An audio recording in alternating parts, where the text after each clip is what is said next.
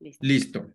Bueno, buenos días a todos, a todas. Es un gusto estar con ustedes moderando esta mesa que va a girar, como todas las mesas de este año, en torno a la producción editorial y también intelectual de mujeres, así como del libro de artista y el discurso femenino. Doy la más cordial bienvenida a nuestras expositoras, Marisol Orozco, Tania Regina de Luca, Ana Claudia Suriani, Hortensia Mínguez y Calíope Martínez.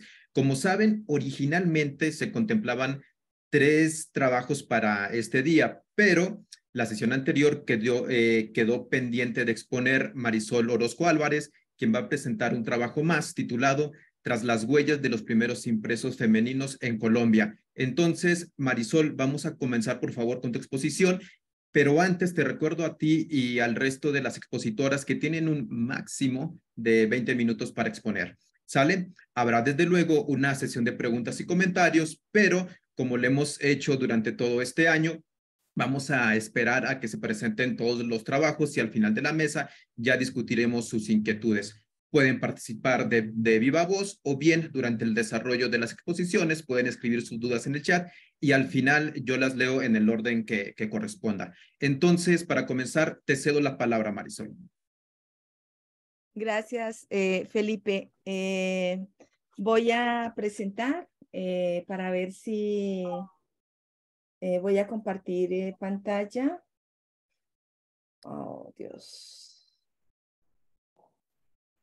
Creo que no me deja, Felipe, no sé por qué. No sé si quieres en el chat, mándame tu presentación y la pongo yo. Si no, en la parte... Ya mismo te la envío. No sé si para no retrasar, Felipe, mientras te la envío, podríamos iniciar con quien continúa para no retrasar en el tiempo. No sé qué bueno, piensa claro. más, ¿te parece? ¿Sí? Sí, bueno, entonces te vamos Gracias. a dejar en segundo lugar. Entonces, siguiendo el orden del programa que está en la página del seminario, vamos a continuar con Tania y Ana Claudia, quienes van a exponer el trabajo titulado A Produção Intelectual de Maria Amália Vaz de Carvalho, das páginas de O País para o Livro. Então, Tânia, Ana Cláudia, vamos continuar com vocês. Se lembrem que tem um máximo de 20 minutos para apresentar e ao final das apresentações todas, iremos para a ronda de dúvidas, tá? A palavra é sua. Perfeito. Boa tarde. Vocês veem o PowerPoint direitinho? Tudo bem. Sim. Sim. Então, bem rapidamente, eu vou apresentar para vocês a ideia geral do projeto, porque é um projeto grande que trabalha com escritas femininas num jornal brasileiro. De fato, a gente trabalha com 4 escritoras, mas aqui nós vamos apresentar a Maria Amália Vaz de Carvalho.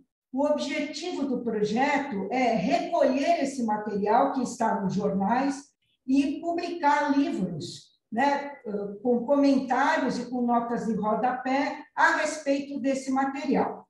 Então, a gente vai organizar esses livros e vai disponibilizar.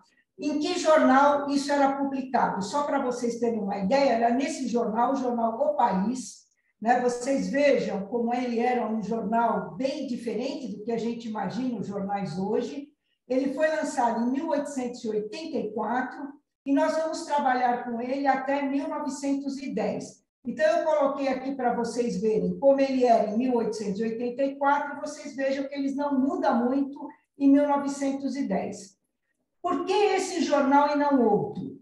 Esse jornal é importante e ele vai ter vários concorrentes. Então, obviamente, ele não é o único jornal que está circulando, mas ele é um jornal que nasce num momento específico, onde você tem uma luta pelo fim da escravidão e uma luta também pelo fim da monarquia. Então, ele terá nomes importantes, né, no contexto brasileiro, como o Rui Barbosa, que é uma figura liberal muito importante, anti-escravista e republicano, assim como Quintino Bocaiúva. O jornal vai existir até 1934, mas nós vamos trabalhar com ele só até 1910, porque é nesses anos que essas escritoras colaboram de forma mais forte.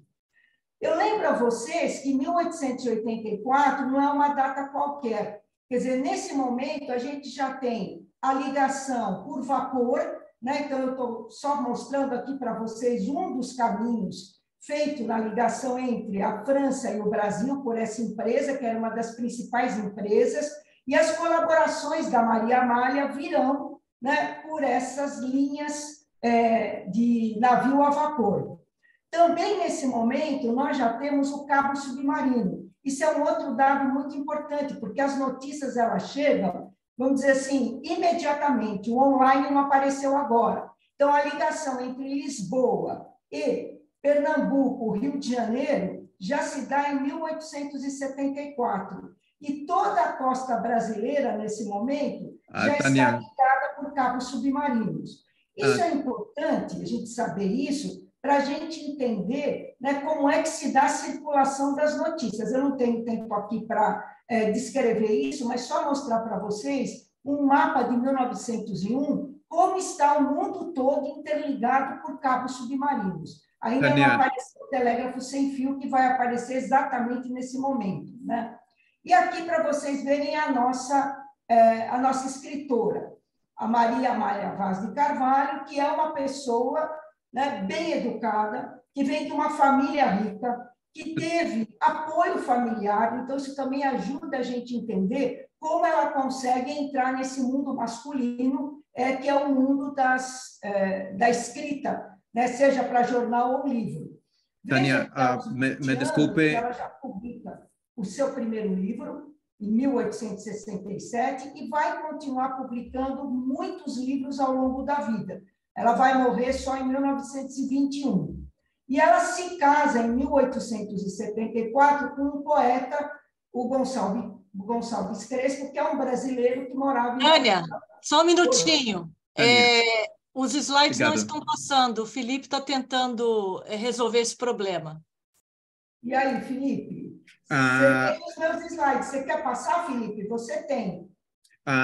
Se você quiser, eu posso projetar. Então, acho que é mais fácil, porque aqui se não está passando, não adianta, né?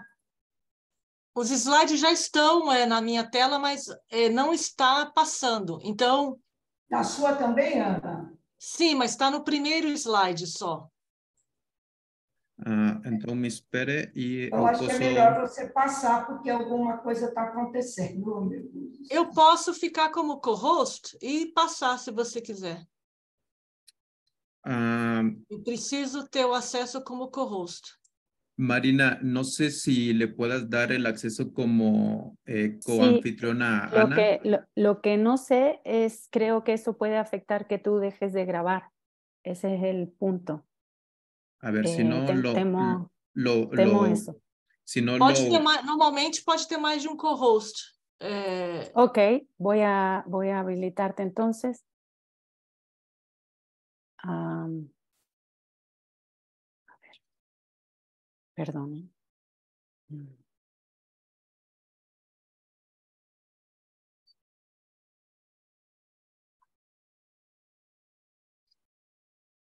Podem ver? Sí. Sí. ¿Ya lo estás pudiendo pasar? Ahora probar. Já está passando. Pronto. Isso. Então, bem rapidamente, vocês vejam aí como era o jornal O País. Vocês vejam que ele não muda muito, né? Nós trabalhamos com ele da fundação 1884 a 1910. Pode ir, Aninha.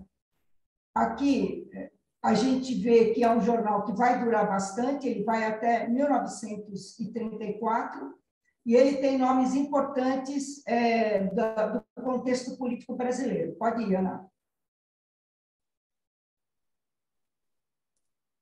Aqui, eu estou chamando a atenção para vocês quais são as condições de produção do jornalismo nesse momento.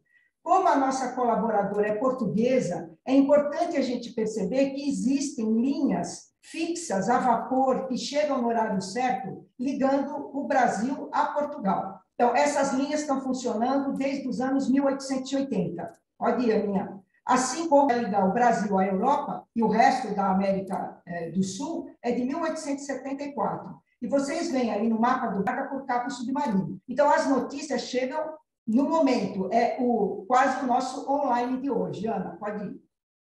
Aqui vocês veem, em 1901, como é que era a ligação no mundo todo por cabo submarino. Então, todas as notícias circulavam, né, através dos cabos, e a gente sabe que no começo do século XX é que vai aparecer o telégrafo sem fio. Mas até lá, você vai depender dos cabos submarinos. Vamos lá, Aninha. Aqui a gente vê a Maria Amália, só para vocês terem uma imagem dela, que é uma portuguesa, pode passar, Ana. Ela nasceu em 1847, morreu em família, apoiou que ela fosse uma intelectual, cuidou bem da ação dela.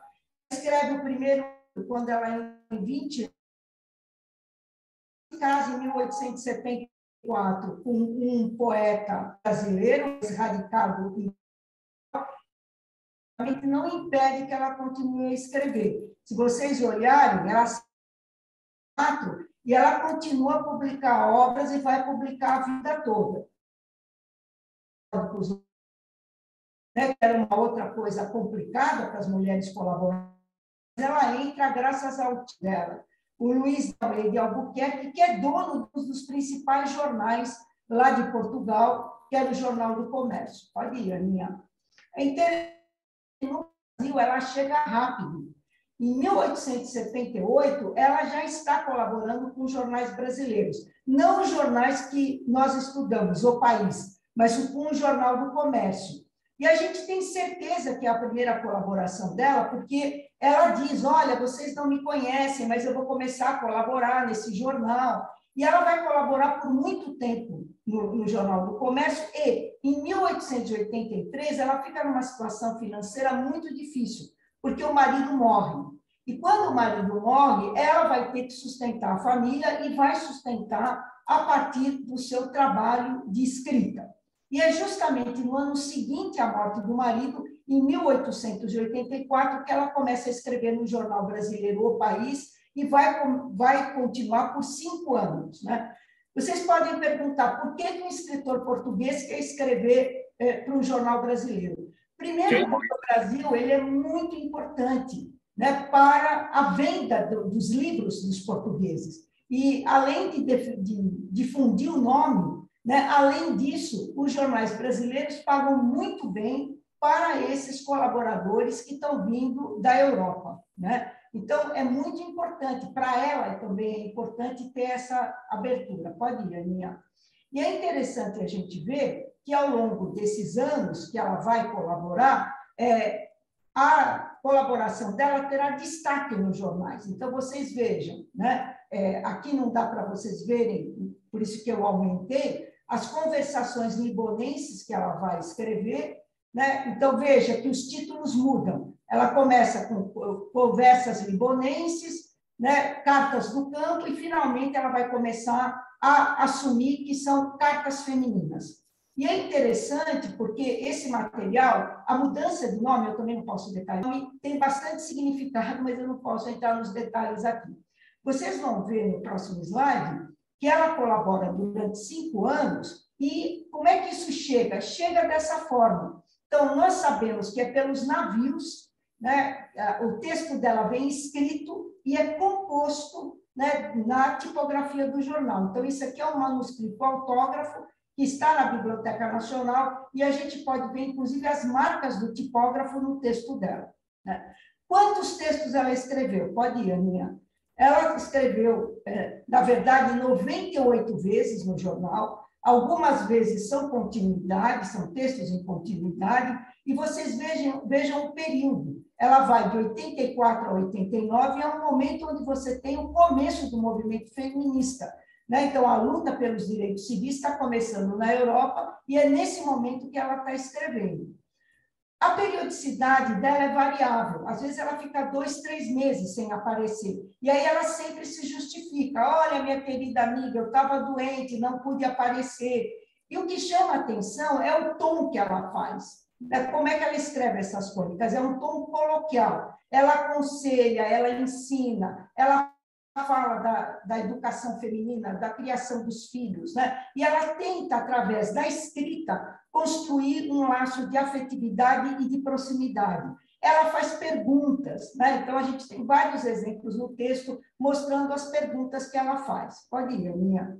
E é interessante a gente perceber também que a natureza dos textos que ela publica são muito variados, né? Então, ela vai traduzir poemas, ela vai traduzir, sobretudo, coisas do alemão, do francês. Possivelmente, ela não lia alemão, ela traduzia a partir do francês. Mas ela escreve ensaios bibliográficos, ela comenta livros, ela comenta peças, né? E, enfim, é um rol de temas muito variados às questões das mulheres.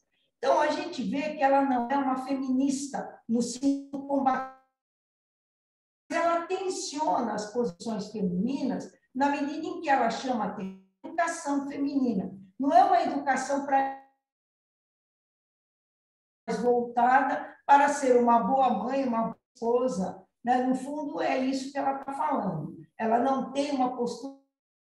É por isso que ela vai ficar tão famosa no Brasil e em Portugal. Quando o assunto é mulher, casamento, filho, educação, a dona Maria Amália, sua chamada, ela está escrevendo nos jornais, ela vai escrever livros, né? Cartas a Luís, Meu Tempo e Crônicas de Valentina, que a gente vai tratar menos aqui.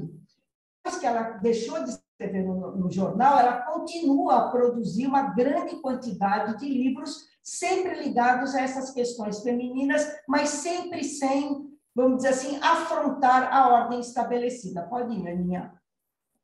E aí a gente percebe, né, que talvez, se a gente quisesse procurar um fio que junta os 98 textos, o que tem em comum em 98 textos tão diferentes? É o tom pedagógico. E é esse contexto, né, onde ela tem que lidar com as mudanças da modernidade. Ela é uma excelente leitora, então ela tem uma cultura geral muito grande, e o que ela vai fazer é tentar, né, pedagogicamente, ensinar as mulheres como viver nesse mundo sem, todavia, confrontar, né, violentamente o mundo estabelecido. É por isso que ela vai ser, inclusive, curiosamente, descrita não como uma escritora homem, que seria uma escritora masculinizada, nem como uma escritora mulher, que seria alguém que não respeita o que é típico do seu sexo, mas como uma escritora senhora. Então, ela vai ter realmente uma grande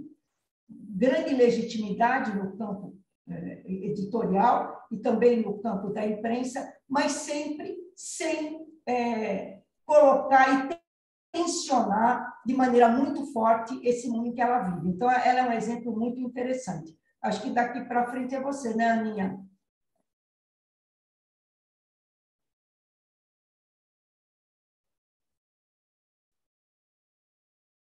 Obrigada, Tânia. Então, como a Tânia falou, desta produção de 98 crônicas, ela publicou, ela selecionou várias crônicas para republicá-las em 3 volumes: Cartas a Luísa, de 1886, Alguns Homens de Meu Tempo, 1889, e Crônicas de Valentina.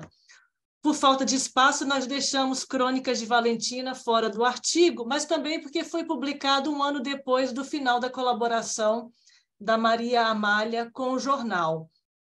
Então, eu vou me concentrar agora no volume Cartas a Luísa, que foi publicado em Portugal, ou seja, as crônicas foram publicadas no Brasil, e o volume Cartas a Luísa em Portugal, mirando o mercado lusófono, que se constituía em Portugal e Brasil. E, obviamente, que o Brasil era tinha um grande potencial de público leitor para as editoras portuguesas. Esse é o primeiro volume. Aqui é uma edição que pode ser consultada online pela biblioteca da Unesp. Então, nós vemos que ela aproveita a maioria dos textos, com exceção desses que vocês veem ali com uma linha marcada, ela aproveita todos os outros da sua publicação do jornal. São, ao todo, 23 textos, mais o prefácio, que ela aproveita do jornal, da sua publicação desde de outubro de 84 até janeiro de 86. Então, é praticamente contemporânea à sua reedição em livro, para você ver como que funcionava esse diálogo, esse mercado editorial da passagem do periódico para o livro entre Portugal e Brasil. Nós suspeitamos que as edições do livro eram realizadas a partir de uma cópia do jornal que podia circular em Portugal também, e não de um segundo manuscrito, né? É interessante pensar qual foi o texto de base, né, para a composição do volume. Provavelmente o jornal, que foi os textos foram novamente editados. Então, nós vemos que houve todo um processo bastante pensado de que textos selecionar da passagem do jornal para o livro e como apresentá-los para um novo leitor. Ela muda, portanto, os títulos. Há uma série de transformações que o texto tem que passar, transformações a princípio editoriais, mas que também dão um formato mais harmônico para essa publicação. Ela escreve um prefácio, que é uma dedicatória a Luísa de Almeida Albuquerque, e escreve, e as chama de cartas. Nós vimos que ela chama uma série de suas publicações de cartas femininas. Então, esse objetivo de publicar cartas também estava no jornal, mas aqui ela rebatiza esses textos de cartas e vai, além de sofrer várias transformações da passagem do livro, que são de natureza mais editorial, também fazer mudanças no texto para tirar a sua qualidade circunstancial e para tornar esses textos mais longivos. Obviamente que no prefácio, na dedicatória, ela não revela que esses textos já tinham sido publicados no Brasil, mas, mesmo assim, ela confessa para a sua suposta leitora, Luísa de Almeida, que este livro foi escrito dia a dia. Então, nessa expressão, nós vemos ainda a relação com a efeméride do jornal. E nós vemos aqui um objetivo principal, de que é direcionar esse livro para as mulheres que se levantam acima do nível intelectual do nosso sexo. Então, para ela, tem mulheres e mulheres, aquelas que são mais elevadas como ela, então ela tem assim um certo orgulho de ser uma mulher ilustrada, né? Mas que também tem um papel, como aquela literatura prescritiva da época, de servir como um manual. E aí, novamente, tentando entrar num mercado que é muito explorado no Brasil e em Portugal, da literatura prescritiva. Essas cartas a Luísa, ela recolhe material que tem temas de interesse da mulher moderna ilustrada e contribui para a libertação, citando a própria Maria Amália, moral e intelectual das nossas irmãs oprimidas. Então, tratam de amoral, educação, do feminismo, do divórcio, o voto feminino, o pessimismo do final do século e o embate entre a religião e a ciência. A gente percebeu que, lendo as crônicas, ela sempre fica numa situação de um tipo de uma saia justa, usando uma expressão bastante brasileira, quando ela vai tocar no divórcio, por exemplo, e no feminino. Existe uma lógica interna de ordenação das crônicas. Ela intercala temas direcionados à mulher, relacionados à mulher, como divórcio, casamento, emancipação feminina, educação e sua representação na literatura, a questões filosóficas e literárias, com as contradições do finis seculares, o pessimismo e o naturalismo literário. A gente vê aqui, portanto, uma visão de mulher que é bastante difundida na Belle Époque, mas ainda dentro daquele modelo patriarcal, que a mulher tem que ser ilustrada, educada, para poder também educar os filhos e ser um tipo de chamariz, né, para o seu parceiro também. Então, é uma mulher ilustrada, mas ainda dentro daquele universo patriarcal, no qual a mulher, como ela defende, não deve ter intenções de entrar na política, de se tornar médica, etc. Então, nós vemos aqui bastante claro, nessa crônica, Educação, Moralização, que é a primeira da série. É uma crônica que provavelmente foi escrita, uma carta, né, no caso, com o objetivo de apresentar esse material.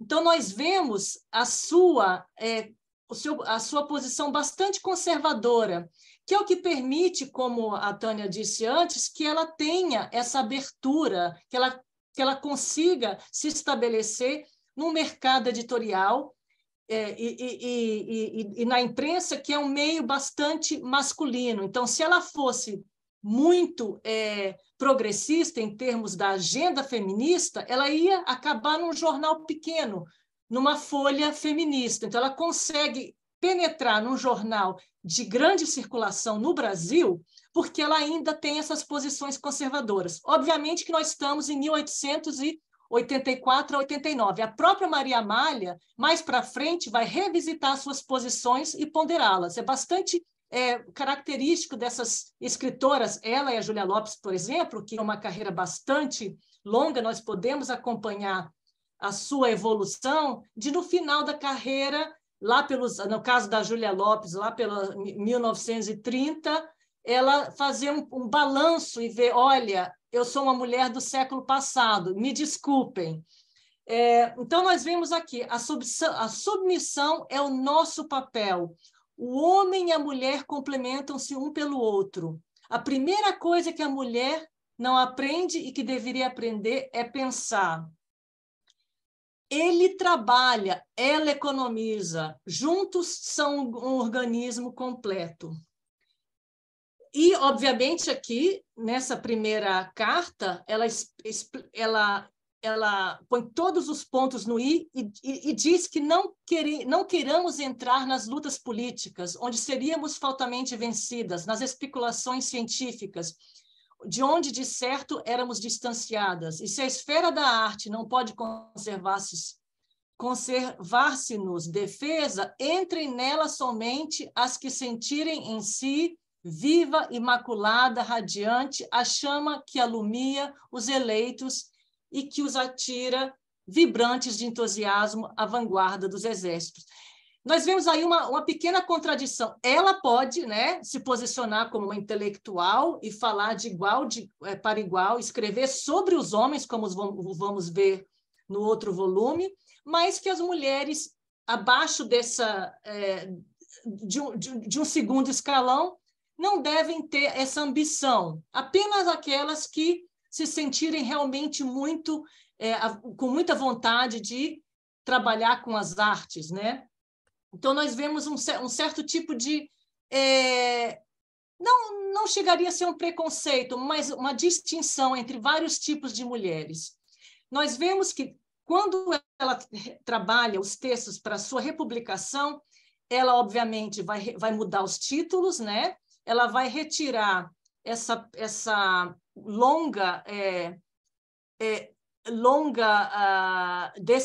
o longo resumo do conteúdo da crônica e vai, obviamente, retirar essas marcas que ligam a publicação ao Rio de Janeiro, ao país, e também as marcas temporais.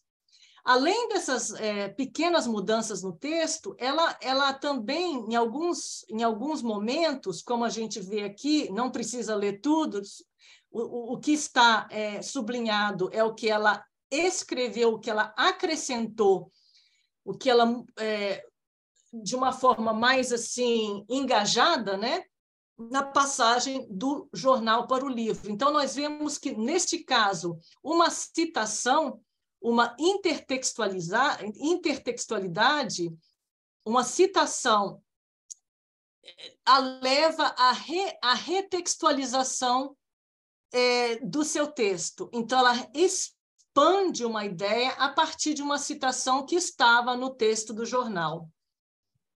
Então, nós vemos aqui um lado da sua publicação, que foi reunida num volume direcionado a esse mercado da literatura prescritiva. A Maria Amália, estrategicamente, essa é a minha hipótese e da Tânia, ela quer se posicionar muito além de uma escritora para mulheres. Ela quer se posicionar como uma intelectual.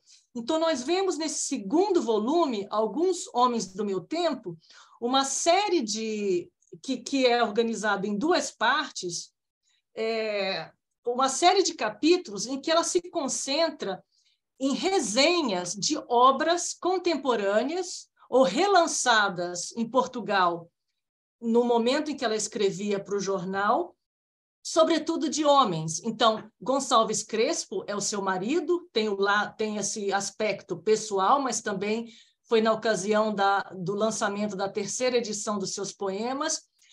Ramalho Essa de Queiroz, Antero de Quental, Antônio Cândido, o único político do volume, Teixeira de Queiroz, todos portugueses, obviamente o Gonçalves Crespo era um brasileiro, e depois escritores franceses. A única mulher a que ela dedica um capítulo é George Sand. E aqui é interessante comparar o que ela escreve dos irmãos Goncourt e do George Sand, porque nesses 2 textos a gente vê o seu interesse em se debruçar pelas correspondências, memórias e biografias.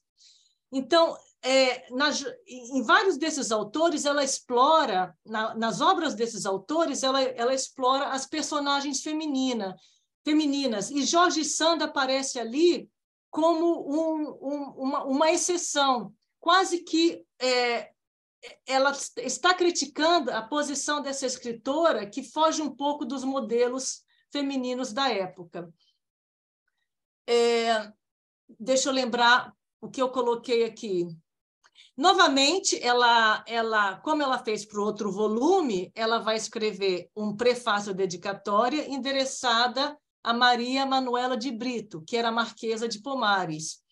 E aqui, novamente, ela faz um tipo de meia-culpa, que são estudos incompletíssimos, né, que compõem este livro, escritos à sombra chilreada e fresca das árvores da tua senhorial Portela. Ela passava o seu tempo entre o campo em Portugal e Lisboa, e quando assina no jornal, ela sempre faz questão de especificar onde ela se encontra naquele momento. Então, nós vemos novamente o volume em livro ganhando um prefácio que vai orientar e dar um caráter mais hemogênico a essa publicação, e criar esses 2 polos, literatura prescritiva para a mulher e a sua posição como uma intelectual que fala e dialoga com os grandes intelectuais do mundo português.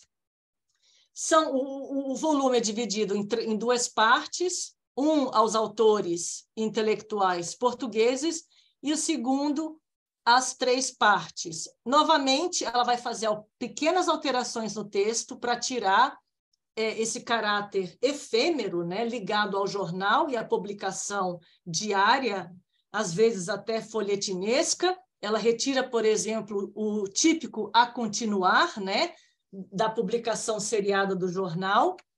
E, como eu já disse, ela tem bastante interesse, é um interesse que está presente, né, na época, pela publicação de correspondências, por memórias e biografias, e ela vai se concentrar na resenha de alguns livros de correspondências e memórias publicados na sua época. Bem, esse é um projeto, como a Tânia disse, de qual participam 3 ou 4 instituições, a Unicamp, a Unesp, a Universidade Federal do Paraná e o Ciel, onde eu me encontro.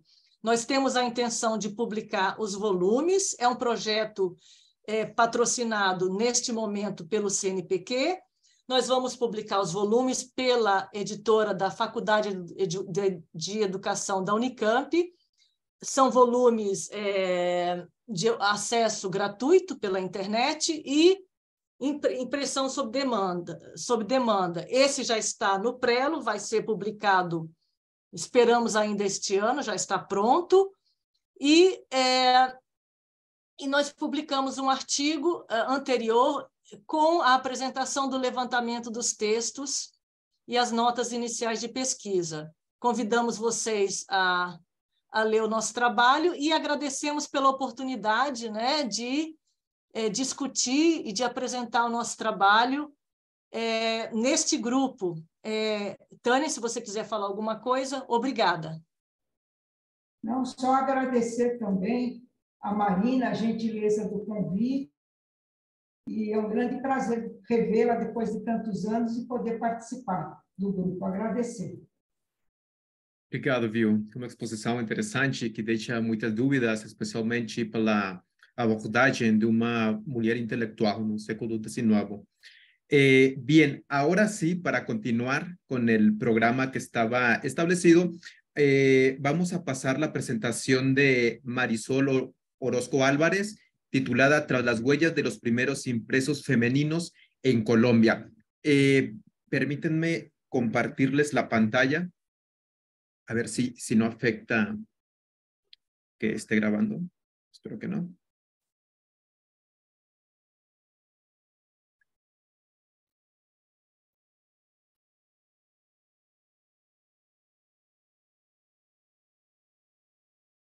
Sí se mira, ¿verdad? Sí, Felipe. Sí, No perfecto. sé, ¿tú lo manipulas o lo puedo manipular yo? Debo manipularlo yo. Si quieres, hazme como una ceñita o una palabra clave y yo le voy cambiando. Te cedo la palabra, Marisol. Vale, muchas gracias. Bueno, antes que nada, muchas gracias, Marina, y a todos los organizadores por esta invitación. La verdad es que es muy grato poder compartir esta investigación aquí en este seminario. Antes de iniciar con los impresos realizados por mujeres en Colombia, contextualizaré de una forma muy rápida los impresos que tuvieron periodicidad en Colombia. Podemos pasar, Felipe, gracias. Para hablar de las ediciones con una periodicidad en el tiempo, el papel periódico de Santa Fe, fundado el 9 de febrero de 1791, por el bibliógrafo Manuel del Socorro Rodríguez, fue el primer impreso con estas características en Colombia. En él se pueden encontrar referencias de algunas publicaciones elaboradas en la primera imprenta traída por los jesuitas, que son un indicio para quienes quieren investigar sobre las primeras publicaciones materializadas en este país. Su último número salió el 6 de enero de 1797, completando 265 publicaciones, siendo el número 264 el que da a conocer al público el índice de las publicaciones de este periódico, prometida en el número 262. Imagen 3, Felipe, gracias.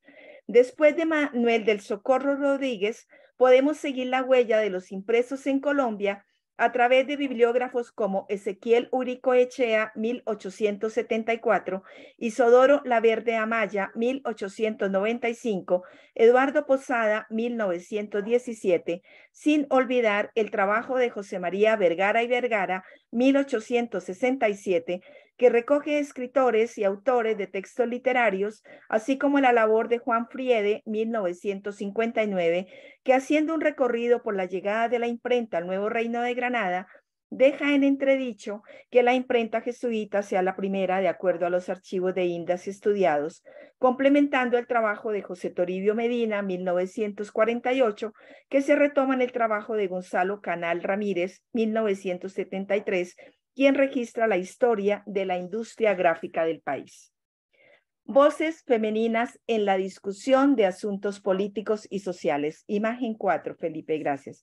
Destaco el trabajo de la escritora colombiana Ana María Martínez de Nicer, quien consigna en su diario los sucesos de la Revolución de los Supremos que tuvo lugar en Antioquia en 1840, en la cual ella participó de forma activa al lado de las tropas que marcharon al campo de batalla como un soldado más. Este escrito, publicado en 1843 como diario de los sucesos de la revolución de la provincia de Antioquia en los años 1840-1841 por la imprenta de Benito Gaitán en la ciudad de Bogotá, narra las vivencias y críticas que le tocó asumir a Martínez de Nicer al sumarse como mujer a un ejército revolucionario. Una de sus mayores preocupaciones no era la muerte. Lo más importante era mantener su honor al unirse a las tropas en un momento de la historia donde el papel de la mujer estaba orientado al hogar y la familia. Imagen 5, Felipe. Esta escritora marca un hito en la historia escrita por mujeres en Colombia al develar desde la palabra sus vivencias en un espacio fuertemente masculino, en relación con una ideología y postura política que son su bandera en la toma de decisiones, como ella decía, abro comillas, la Constitución y el gobierno legítimo, cierro comillas. Muestra el carácter y la fuerza que caracterizan el ser mujer, así como los señalamientos que debe afrontar por atreverse a romper el lugar asignado para los hombres.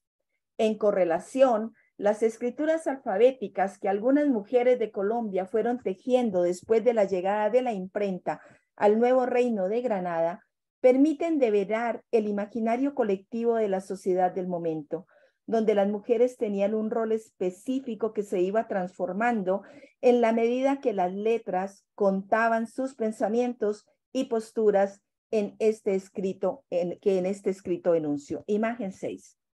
Si bien, al hacer un recorrido por los impresos que enmarcan a las mujeres en Colombia, no se puede evadir Biblioteca de Señoritas, considerada una de las primeras iniciativas de escritura dirigida a la mujer colombiana, que circuló entre el 3 de enero de 1858 y el 30 de junio de 1859 de forma semanal. No relaciono Biblioteca de Señoritas de forma puntual con las revistas que abordo en este escrito porque no fue dirigida por mujeres, aunque sí creada para ellas, de acuerdo a sus directores Felipe Pérez Mansalva, Eustacio Santamaría y José Eugenio Díaz Castro, quienes hacen explícito, imagen 7 por favor, que este impreso está dirigido al público femenino. Es un impreso pensado para las mujeres en términos de fortalecer el papel que en ese momento era correcto de acuerdo al imaginario colectivo masculino, donde la sección de historia, por ejemplo, exponía temas de cultura general para conocimiento de las damas, quienes debían estar al día para sus conversaciones en sociedad. Revistas escritas por mujeres en Colombia. A continuación, enuncio 3 revistas que fueron editadas por mujeres en Colombia, impresos que fueron pioneros de su género y marcaron un espacio de expresión gráfica muy importante para el mundo femenino, los cuales me permiten hacer un recorrido por las letras que imprimieron las voces de las mujeres colombianas. Siguiente diapositiva. La mujer, lecturas para las familias.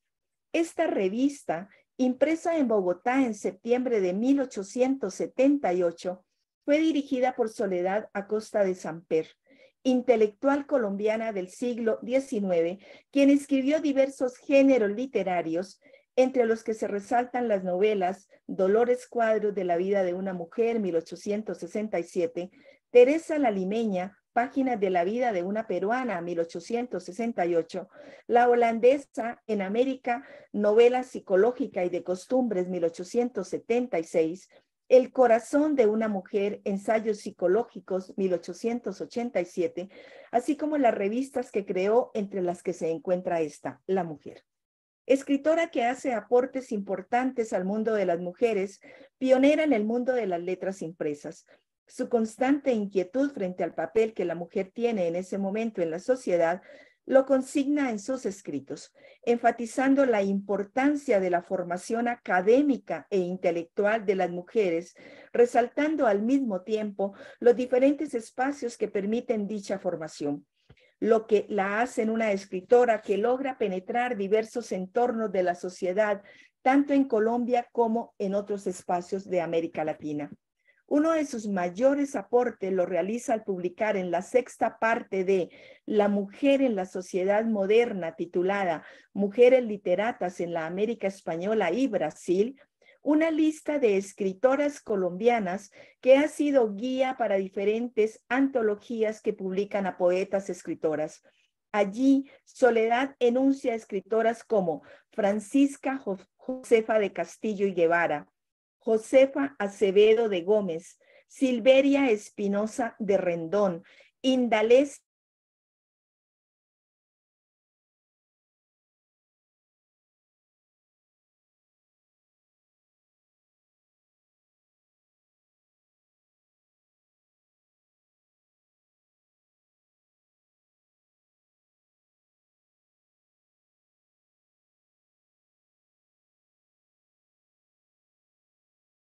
La Mujer, revista creada y editada por esta escritora, es considerada la primera publicación dirigida por una mujer en Colombia, escrita solo por mujeres, de circulación quincenal, impresa por Eustacio A. Escobar en Bogotá. Se mantuvo en el tiempo desde septiembre de 1878 hasta mayo de 1881.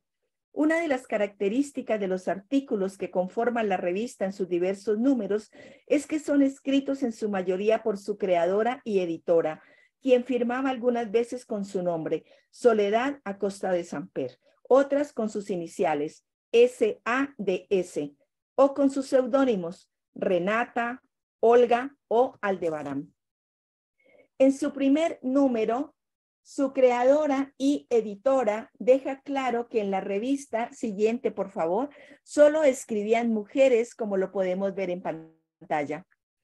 Esta revista publicó 60 números a través de 5 tomos. Si bien no hay muchos estudios que analicen este documento histórico, los que encontré, Valenzuela 2018, Lincoln Villalpando 2012, siguiente por favor, dan elementos para seguir investigando y avanzando en el análisis de su contenido en relación con el contexto histórico que la enmarca. Siguiente por favor. Letras y Encajes. Letras y Encajes es una revista creada en agosto de 1926 por 4 mujeres de Medellín: Sofía Ospina de Navarro, Alicia Merizalde de Echavarría, Ángela Villa de Toro y Teresa Santamaría de González, quienes iniciaron este proyecto para cubrir, además de temas que les interesaban a las mujeres, ayudar a la construcción del pabellón de maternidad del Hospital San Vicente de Paúl, propósito publicado en el impreso número 1. Siguiente, por favor. Este propósito, del cual da cuenta la nota escrita por Alicia Merizalde, conjuga la sensibilidad femenina con una responsabilidad social frente a la situación de pobreza y abandono de muchas mujeres en ese momento, quienes al no tener los medios económicos tenían a sus hijos de cualquier manera, siendo esta una situación que se repetía a diario en relación directa con la familia, pues se debía tener todos los hijos que, de acuerdo a la Iglesia Católica, Dios enviaba. Además, tiene relación directa con la familia Echavarría, dado que este hospital fue fundado fue fundado en 1913 en cabeza de Alejandro Echavarría Izaza, industrial colombiano que tuvo en mente fundar un hospital que pudiera albergar a quien necesitara sus servicios, por demás, suegro de Alicia, quien deja claro lo siguiente, abro comillas: se trataba de fundar una revista de mujeres, escrita por mujeres y para mujeres, por mujeres, gerenciada y administrada, y cuyas ganancias entrarían al fondo de ayuda para el Hospital de San Vicente de Paúl, cierro comillas. La edición de esta revista duró 33 años, en los cuales se publicaron 394 números. Impresa en los talleres de la tipografía industrial Medellín, Colombia, esta revista mantuvo en el tiempo a 3 de sus creadoras en la dirección y cuerpo de redacción: Teresa Santamaría de González, Alicia Merizalde de Chavarría y Ángela Villa de Toro. A diferencia de la mujer referenciada anteriormente, su nombre, siguiente por favor, fue escrito de muchas formas. De ello dan cuenta las carátulas. Entre las revistas que pude revisar en la Biblioteca Nacional Piloto, encontré más o menos 15 estilos de carátula que no se ciñen a ninguna tipografía como elemento de identidad. Se juega de diferentes maneras con las letras del nombre y con los colores que le dan vida. Pareciera una relación con el lema que la identificó, el cual se fue ajustando en el tiempo. Sus creadoras se convirtieron en escritoras destacadas que orientaron y plasmaron sus pensamientos en diversos escenarios. Sofía Ospina de Navarro escribió cuentos, ensayos, artículos para los periódicos El Tiempo, El Espectador, El Colombiano, donde plasmaba aspectos de la vida diaria. Colaboró con revistas como Vida, Raza, Letras Universitarias y Progreso, destacándose en el espacio de las letras por su libro titulado La Buena Mesa, sencillo y práctico libro de cocina, publicado en 1933. Y por ser una escritora de estilo costumbrista que publicó títulos como Cuentos y Crónicas 1926, La Abuela Cuenta 1964, entre otros. Alicia Merizalde de Chavarría fue laureada por su obra escrita Retazos de mi vida, llevada al escenario en el Teatro Bolívar. Ángela Villa de Toro escribió el libro La infancia pórtico de la vida, publicado en 1940. Teresa Santamaría de González fue la primera rectora de la Universidad Femenina o Colegio Mayor de Antioquia, que desde junio de 1946 recibió alumnas en los diferentes programas que ofertaba. Siguiente, por favor. Catleya, revista femenina. La revista Catleya fue fundada en 1938 en Popayán por Josefina Valencia y Amalia Zambrano, quienes fueron las creadoras y directoras. De esta revista se publicaron 6 ediciones que se imprimieron en un año, en el marco de los 400 años de la ciudad de Popayán, registrada como artículo de segunda clase en el Ministerio de Correos y Telégrafos el 16 de abril de 1938, con licencia número 398. Llama la atención de la revista el abordaje sobre temas sociales que se vivían en Popayán, referente al abandono que se tenía el hospital donde se atendía a la población. Siguiente, por favor. El hospital, como lo veíamos también en las revistas anteriores, así como la pobreza y el hambre que pasaban muchas mujeres y niños. Siguiente, por favor, haciendo un llamado permanente a atender esta situación social. Las escritoras no bajaron la guardia frente a la realidad social de esta ciudad, especialmente a lo referente al maltrato y falta de solidaridad con cuadros inhumanos que se vivían en Popayán en ese momento. Otro elemento que llama la atención, siguiente por favor, es la dependencia referencial y admiración hacia Bogotá. Tal vez por ser una ciudad pequeña, el referente era potencialmente Bogotá, como capital del país. Lo que allí se promovía y desarrollaba era un modelo a seguir por los ciudadanos de Popayán. Sin embargo, cabe anotar que en ninguna de sus ediciones se hace referencia a las revistas creadas por mujeres que ya habían circulado en la capital, como la revista La Mujer. De las creadoras de la revista, Josefina Valencia, quien no registra su segundo apellido en sus escritos de Catleya, es referenciada en las escasas fuentes existentes. Cobo 2019, Vivas y Zapata, sin fecha, como Josefina Valencia Muñoz, conocida posteriormente como Josefina Valencia de Huash, quien fue la primera gobernadora del departamento del Cauca, designada ministra de Educación Nacional, embajadora de Colombia en la UNESCO, quien desde su inquietud permanente por darle un lugar a la mujer, contribuye a que se legisle el derecho de la mujer a votar y ser elegida. Siguiente, por favor, y con esto termino. Notas finales. Es de resaltar que las mujeres que se han acercado al impreso como espacio de derecho para consignar su pensamiento, denunciar las injusticias sociales y proyectar dinámicas femeninas que les permitiera tener el estatus de sujetos, prerrogativa masculina en las épocas que aquí se registran, pertenecían a las clases altas del momento. Esto les permitió, además de ser mujeres letradas, emprender proyectos impresos que, como las revistas referenciadas, circularon sin mayores contratiempos, dada la credibilidad de sus autoras, teniendo el apoyo económico pertinente. Si bien, como dice González, 2011, abro comillas, la información encontrada en archivos y hemerotecas sobre las mujeres ha sido ocultada, deformada y tergiversada, cierro comillas, hay una responsabilidad histórica que demanda visibilizar las mujeres que han escrito la realidad social desde sus vivencias, que permita ver la otra cara de Colombia, cuyos escritos han contado la versión masculina.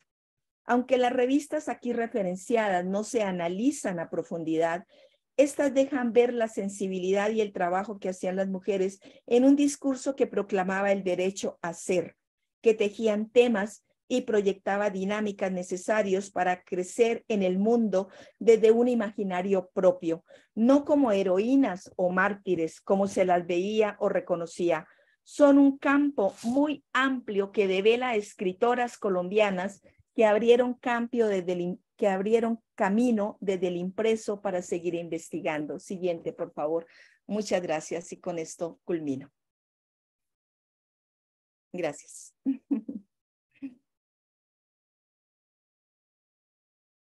Muchas gracias, Marisol, por tu exposición, que de hecho se relaciona mucho con lo que nos platicaba Tania y Ana, sobre todo en lo que toca al perfil de la mujer, que ella opina sobre política, que se asume como intelectual, que dista mucho de sesiones previas donde hablábamos de la mujer, pero más del ámbito doméstico, que hablaba sobre su papel en el hogar. Aquí ya vemos una mujer totalmente distinta. Pero bueno, ya dejaremos los comentarios y las dudas para el final. Continuando con el programa, vamos a proseguir con Hortensia Mínguez, por favor, quien va a exponer la ponencia titulada Cartografía de un espacio narrativo como discurso de lo femenino. Hortensia, te cedo la palabra. Aquí tengo tu presentación. Si quieres, yo la proyecto o como gustes. Tú me dices. Prefiero compartirla yo, si no te importa. No sé si la podéis ver ya. Sí. Nada más ampliar Sí. pantalla. Ajá. La vemos chiquita. Ahí Listo. está, perfecto. Ahí está. Fantástico. Qué gusto saludaros. La verdad, siempre es un placer. Yo quisiera estar en todas las sesiones, pero bueno, me pasa con muchos compañeros que de repente tenemos clase y como aquí estoy con horario girado, pues es más complicado. Pero siempre es una gozada poder trabajar con vosotros y escuchar los avances de cada área, que pienso que, como comentáis, son importantísimos, ¿no? Desde este sesgo interdisciplinar y además histórico, ¿no? Porque yo soy de las que tocan el siglo, voy al 21, entonces tengo muy buenas retroalimentaciones. Bueno, ¿qué os voy a contar yo el día de hoy? Las mujeres y el libro de artista en México. Es un tema amplísimo. De hecho, cuando hicimos el programa ya hace año y medio, porque yo tenía pensado tener un estudio cartográfico real, pero en realidad, bueno, durante el último año me he cambiado de institución, he vuelto aquí a mi tierra, estoy trabajando desde España, entonces ha sido más complicado de lo que yo pensaba. Así que os voy a hablar un poquito de los inicios de esta cartografía y de por qué nace, de dónde surge esta idea. Mirad, yo trabajo el género del libro de artista desde los años 70 al día de hoy. Y son los libros más raros que se producen. Raros en el sentido de que a veces no sabes ni cómo asirlos, porque hay libros que no se pueden abrir, porque hay libros que están quemados, porque hay libros que desaparecen cuando los tocan. Entonces, la pregunta general que la gente me hace siempre es, bueno, Horte, ¿y esto cómo se lee? ¿No? ¿Cómo puedo leer esto?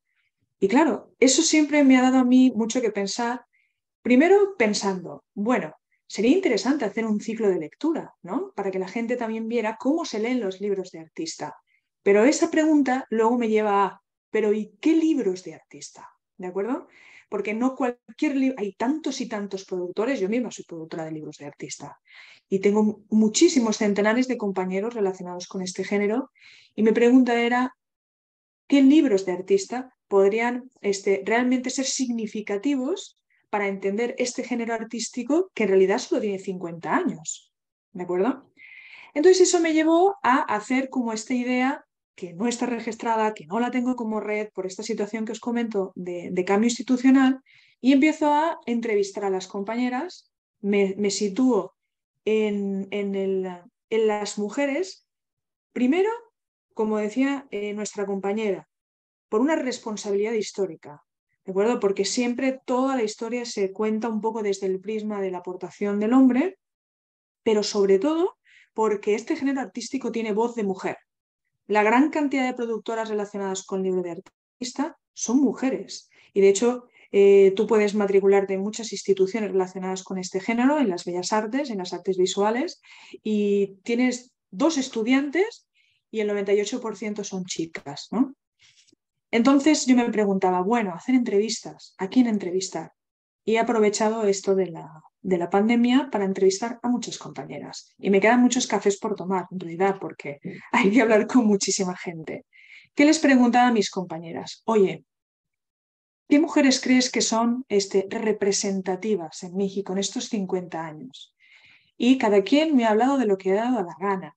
Me contaban sus historias, me contaban sus anécdotas, me explicaban por qué, y también les preguntaba qué libro les gustaría que leyéramos o qué libro consideran que representa a N mujeres. Bueno, al final de la presentación, que voy a Felipe, me vas a matar, a ver cómo me ciño a esos 20 minutos. Bueno, al final de la presentación viene una lista, pero me voy a centrar en 3 mujeres, que yo creo que son 3 mujeres que marcan 3 puntos de inflexión muy importantes, marcan también como una especie de perfil de cómo es esta artista, creadora, polifacética, yo diría dirigente, carismática, y es Marta Elion, que justamente con ella no he podido hablar personalmente, ella es difícil acceder a ella si no es a través de otras personas. Marta Elion tiene 85 años, Gianni Pecanis, que como sabéis ya no nos acompaña, y Magali Lara, con la que pues he podido conversar.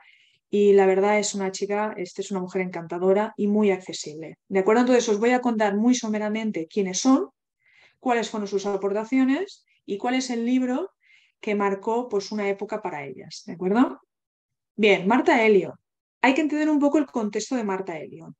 El libro de artista en Europa nace un poco con la idea del livre d'artiste, ¿vale? El libro de artista del siglo XIX, de la bibliofilia antigua, y en México es muy temprana la incursión del libro de artista, más de lo que la historia le da crédito, pero sin embargo viene de otro lado, viene de la poesía, viene de esta cuestión experimental, y tiene otros matices, sobre todo relacionados con el arte correo, donde Marta Elion tiene, digamos, un papel fundamental.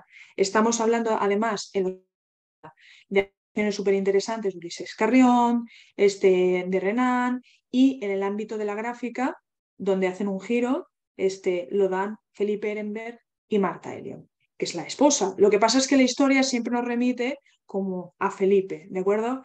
Marta Elion no es cualquier mujer. Marta Elion es una luchadora, es una aguerrida, así la describen sus propias compañeras. Aquí la estamos viendo en una imagen muy jovencita. Ella era de profesión arquitecta, ¿de acuerdo? Aquí estamos viendo una fotografía en la que ella decide autoexiliarse después de los problemas del 68 y junto con Ehrenberg se van a Inglaterra. Y desde Inglaterra establecen una sede a través de lo que es la creación de una editorial, la Boy Express, y esta editorial está del 71 al 76 y a partir de ahí generan todo un espacio multidisciplinar, ¿de acuerdo? De creación, de edición, de intercambio, de distribución, donde mucha gente describe que ella era la realmente empática y promovedora, digamos, de la forma de trabajar. Y sobre todo porque esta editorial tenía un carácter muy comunitario, muy interdisciplinar y muy transnacional. Entonces se trabajaba todo tipo de ediciones. Trabajaban ediciones desde la poesía visual, la poesía concreta, un poco la línea del post-fluxus, de los neodadaístas, y sobre todo trabajaban con la idea de la residencia. Quédate en mi casa producimos juntos y luego hacemos un formato de trueque. Yo te ayudo a divulgar tu trabajo y tú me dejas una pieza. Ese fue un enclave maravilloso para Marta de León, quien además hoy en día es una coleccionista espectacular de libros de artista. Yo quisiera poder ver esa colección, no sé si podré en algún momento, pero la verdad es que ella tiene una ávida colección y ganada a pulso, porque ella fue la que impulsó. Al principio eran trabajos hechos incluso con sellos, era mucho la estética de la oficina. Luego se fueron profesionalizando, el mimeógrafo, luego saltaron al offset y poco a poco, de pequeños libros nacionales, fueron saltando a Escocia y fueron yéndose, vamos, a la publicación de un centenar de publicaciones, casi de 8 números de revista, que además estaban todo el tiempo visualizándose desde el sistema del correo. Es un concepto de revista ensamblada, yo te mando, tú me mandas, y así hicieron muchísimas colaboraciones entre performance, músicos, poetas, cineastas, desde Hungría hasta Japón. Fue un trabajo espectacular.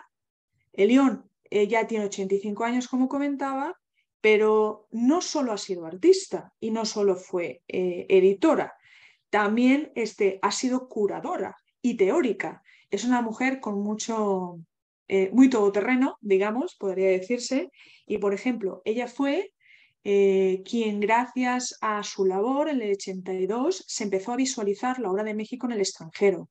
Fue gracias a su labor como curadora. Y luego también ella fue quien gracias a su colección privada consiguió que los demás pudiéramos visibilizar el impacto que Ulises Carrión tuvo en muchas generaciones. Y fue a través de, esta exposición que se hizo en varios espacios en el 92 y luego en el 2002. Lo que más me gusta de ella, ya pensándola como artista, yo me sorprendió cuando les decía, bueno, ¿y qué libros os gustaría que leyéramos de Marta? Y curiosamente el libro que les gustó fue un libro muy nuevo de Marta. Claro, la producción de Marta de León es amplísima.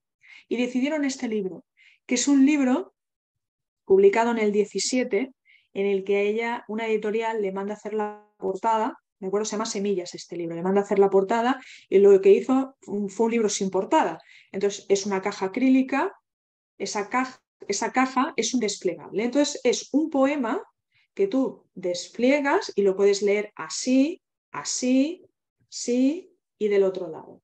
Y básicamente es un poema que habla de semillas y la de relación del libro como semillero, que pliega y despliega conceptos, que nace de la semilla y que a su vez es bosque porque crece y a su vez es el bosque que acoge a las semillas del futuro. Entonces es una obra metafóricamente muy bonita, es un poema escrito en inglés, que además ella, luego no sé si veis en la imagen de abajo, hay objetos encontrados de los bosques y con eso ella misma genera una tipografía y luego al otro lado tenemos el bosque. Es un libro muy bonito, sinceramente, es un libro que vale la pena ver.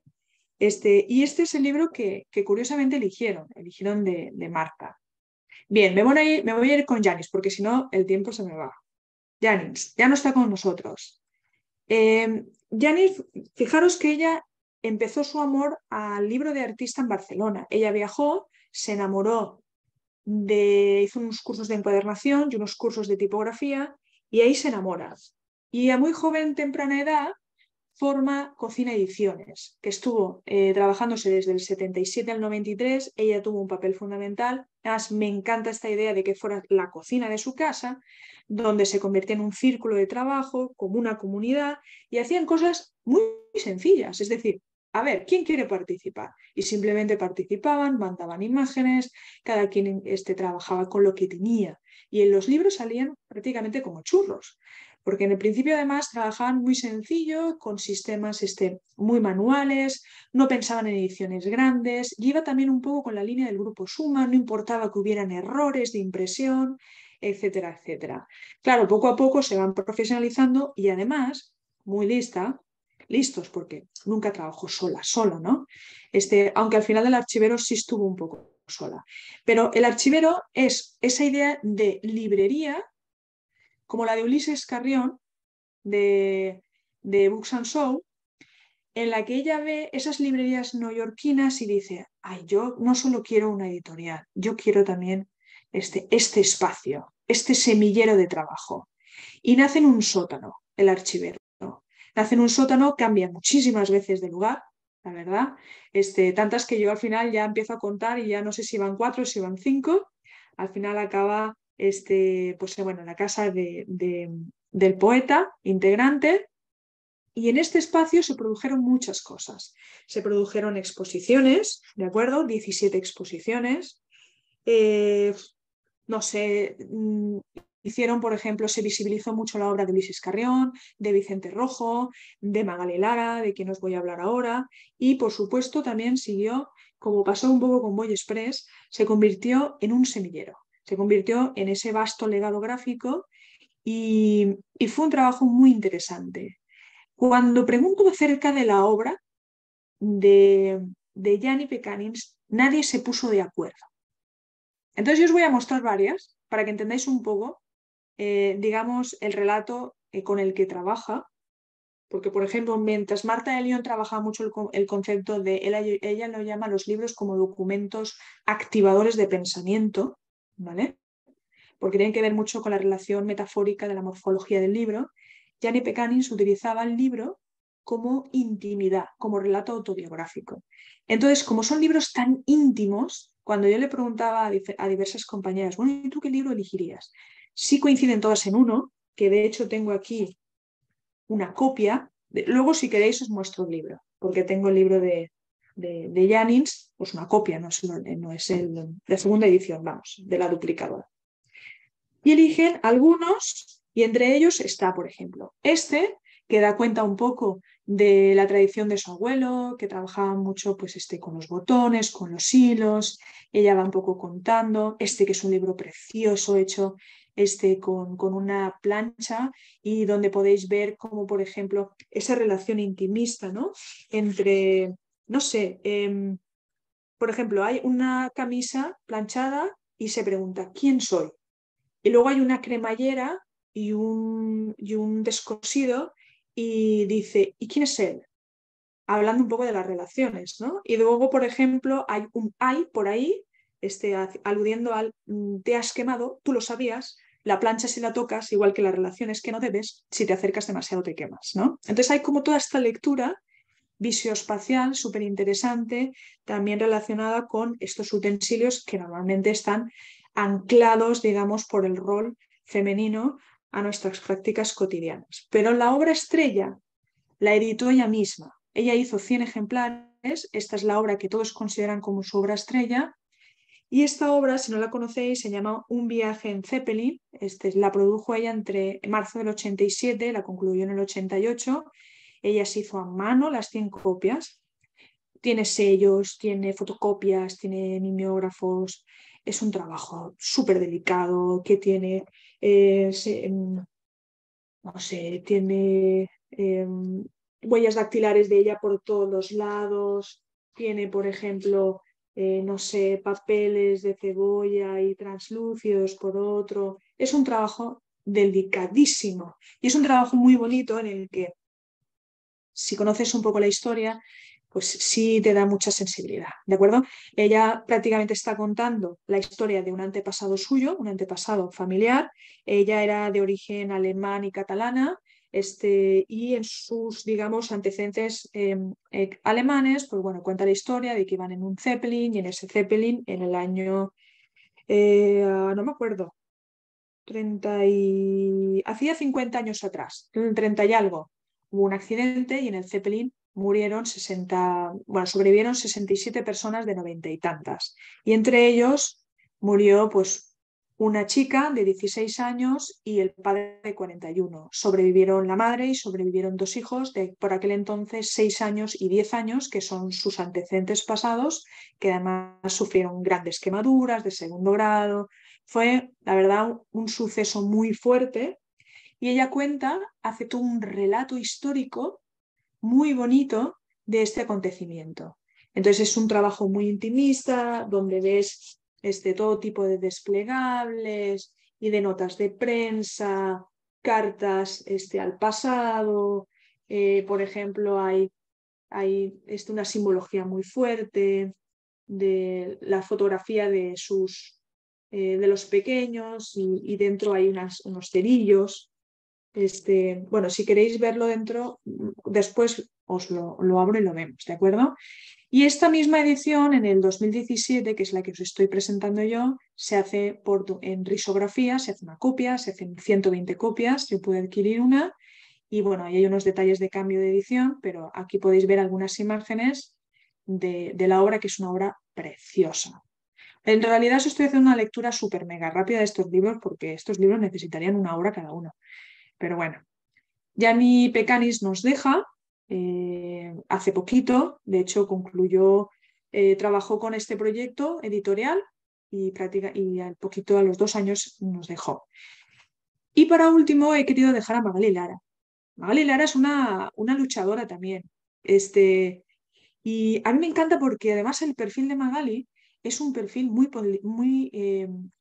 tiene una polivalencia muy buena, muy fuerte y es muy carismática, es maestra, es curadora, es una artista voraz, tiene un discurso potente y se me hace también muy interesante. Ella es una artista bueno, ahora vive en Cuernavaca y siempre su obra tiene voz de mujer. Todos los libros que puedas ver de ella tienen voz de mujer. Aquí tengo un librito pequeñito, Zapatitos de tacón. Y luego, si queréis, os lo enseño con calma. Y hay una conversación entre 2 zapatos de tacón acerca de las relaciones de las mujeres y de las emociones, ¿no? Y ella siempre nos habla, pues eso, del cuerpo y utiliza imaginario como biberones, labios rojos y tijeras. Cuando le pregunté a la gente cuál es la obra máxima de ella, me dijeron tijeras. Y todas coincidieron porque marca, aunque fue prácticamente, yo diría que su primer libro, cuando hablé con Magali, digo, ¿cómo describirías tu libro? Me dice, es que este libro es como una especie de instrumento de psicoanálisis. Era como un interrogatorio. ¿Quién eres tú como mujer? ¿No? ¿Cuáles son tus ideas acerca del género, de la equidad de género? Y entonces dice, es que las tijeras, dice, para empezar, es un objeto cotidiano afín a la cocina. Metonímicamente nos ancla a la mujer encerrada en los quehaceres de la casa, mal que nos pese, a ese rol que seguimos perpetuando en que las mujeres estamos al cuidado del hogar y de la familia. También es símbolo de los ovarios, por semejanza, y de la homosexualidad femenina, y también del cortar con quienes ya no queremos estar. Por eso, cuando ella hizo una exposición en el 77, me dice, te voy a contar una cosa, y la voy a leer, ¿de acuerdo? Dice, te voy a contar cuál fue la reacción de la gente cuando yo expuse este libro. Dice, a mí me pareció un juego muy interesante y me sorprendió la reacción. Digo, Mali, ¿qué pasó con el libro? Y me dice, bueno, fue tremendo el libro. En realidad era muy joven. Dice, acababa de descubrir mi línea, estaba tratando de encontrar la manera de cómo conjuntar todo. Y empecé a hacer esos dibujos y empezaron a salir y a salir y a salir y al final hice ese libro. De hecho, su amiga Jesús Rodríguez, me ayudó a hacer el libro de artista y pensamos que tenía en realidad una cosa humorística y una distancia respecto a las cosas que se suponía que tenían que hacer las mujeres. Pues como sabes, las mujeres teníamos que demostrar todo el tiempo que éramos buenas. Todas se iban a un cierto preciosismo técnico. Y yo, que eso sí lo aprendí de la poesía y de las cosas editoriales alternativas, yo quería mugre. Como Jesús también quería mugre y carne, y que se notara lo abyecto para darle un pulso, un cuerpo, un no acabar ni saber cómo, y que fuera en papel, y que no tuviera la pretensión ni siquiera de ser pintura, y la soberbia de que era un mundo que tenía su validez sin importar que los demás no lo creyeran. No era mi defecto, era una declaración, y sabía que yo tenía razón artística. Y luego añade, claro, pero luego pasó algo totalmente inesperado. Fue rarísimo. Dice, la violencia. Oye, porque además al lado había una exposición de un amigo gay con otras cosas abstractas, pero mucho más explícitas, y lo de él no tuvo ninguna respuesta. Pero no tuvo esa cosa tan violenta, por un lado, y por otro lado, ella dice literal, hubo una enorme aceptación lo cual fue muy contrastante para mí. Una lección interesante, sobre todo porque fue mi primera exposición. No había tenido ni siquiera una colectiva antes, pero fue una lección saber que efectivamente esto que tenía, esto que sentía que estaba prohibido, estaba realmente prohibido. Estas palabras son muy interesantes, porque hablan de la situación en la que nos encontrábamos las mujeres en los años 70, cuando yo soy más jovencita, y estaban haciendo, ¿de acuerdo? Porque yo nací en el 79, pero me da cuenta, y yo lo he visto en la generación de mis madres y de mis tías, ¿no? Las luchas que ellas tenían, lo que para nosotros es algo muy normal, ¿no? Y bueno, pues Magali siempre trabaja con esta idea, ¿no? De estos procesos de alteridad, habla de lo inenarrable de los sentimientos, de la fragilidad de las relaciones, y ha sido merecedora, por supuesto, del premio de LIA, del libro de la Feria Internacional del Libro de Artista, en el 13. Es una maestra excelente, también ha sido una curadora excelente, y me encanta esto que comentaba ella en una comunicación personal, que me decía, bueno, pero tú también has sido curadora, porque parece ser que aquí siempre tenemos que curar nosotras, ¿no? Y entonces ella curiosamente dice, sí, muy pronto me di cuenta de que para hablar de ciertas cosas había que hacerlo una misma, había que organizarlas, porque si no te organizas tú, nadie te hace caso. Entonces me parecía muy curioso esto. Y bueno, Magali Lara es muy activa. Hace poco dio un seminario buenísimo en el Museo Carrillo Gil, en el 20, en el año 20, donde pues, participó Marta Elion, Vicente Rojo, y el seminario se llama Los otros libros, y considero que la aportación que Magali siempre está haciendo a este género es maravillosa. Ahora, ¿con qué reflexiones cierro? No sé, Felipe, si me he ido mucho del tiempo. Mirad, yo creo que en un género artístico tan nuevo que cuestiona tanto al libro como medio, además, las creativas no solo crean por crear, o sea, eligen este camino, y eso también de alguna manera nos lleva a ser educadoras, promotoras, curadoras, editoras. Entonces existe como esta especie de visión de todóloga, donde haces lo que puedes, pero luchas por activar una generación de conocimiento a través de la práctica, en este caso la práctica artística. Claro, en estas tres mujeres hemos visto tres formas de ver el libro.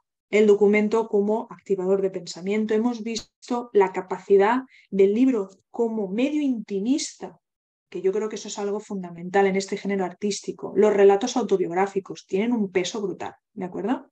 Pero también como un instrumento, no solo de género, como por ejemplo nos dice Magali Lara. Cuando a ti te dan un libro de artista que no se puede abrir, lo primero que la gente empieza es a querer romper las páginas, porque un libro se ha diseñado para abrirse, y no se entiende que a veces lo que se abre es la mente y no necesariamente la forma, ¿no? Entonces, bueno, yo me dejo muchas mujeres en el tintero, eso me da mucho sentimiento, pero con todas estas entrevistas, a quienes me falta todavía muchísimo por contactar, pues aquí viene una lista de muchísimas gentes con las que podríamos hablar, con las que podríamos seguir trabajando, y la idea, pues a la larga, pues proyectar un ciclo de lectura, que yo creo que podría ser muy bonito, y de este trabajo se pueden sacar, vamos, barbaridad de cosas, desde relaciones, que ya tengo ahí como mis hipótesis, relaciones de qué pasa en el sur, qué pasa en el norte, qué diferencias generacionales, en fin. Espero no haberos aburrido mucho y que os haya gustado el tema, y muchísimas gracias pues estar aquí conmigo compartiendo nuestras locuras. Muchas gracias. Una exposición bastante interesante. Por el tiempo no te apures, son las 12:19, entonces estamos bien y fue un placer escucharte. Yo me quedo con esta parte de la relación de el libro y el museo, y me muero por escuchar tus hipótesis y demás sobre el libro de Artista en el Norte, que bueno, da mucho para discutir. Ya lo comentaremos hasta el final.